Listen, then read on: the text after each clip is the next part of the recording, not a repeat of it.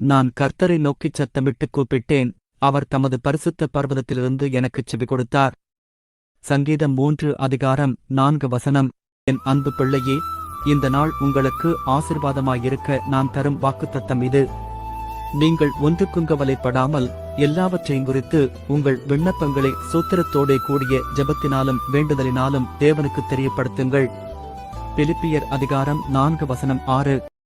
அன்பு மகனே, மகளே, இன்றைக்கு நான் உங்களுக்கு தரும் வாக்குத்தத்த வசனம். நான் உன்னோடு இருந்து நீ போகிற இடத்திலெல்லாம் உன்னை காத்து இந்த தேசத்துக்கு உன்னை திரும்பி வரப்பண்ணுவேன். நான் உனக்குச் சொன்னதைச் செய்யுமளவும் உன்னை கைவிடுவதில்லை. ஆதியாகமம் 28:15. இன்றைய வாக்குத்தத்தம்.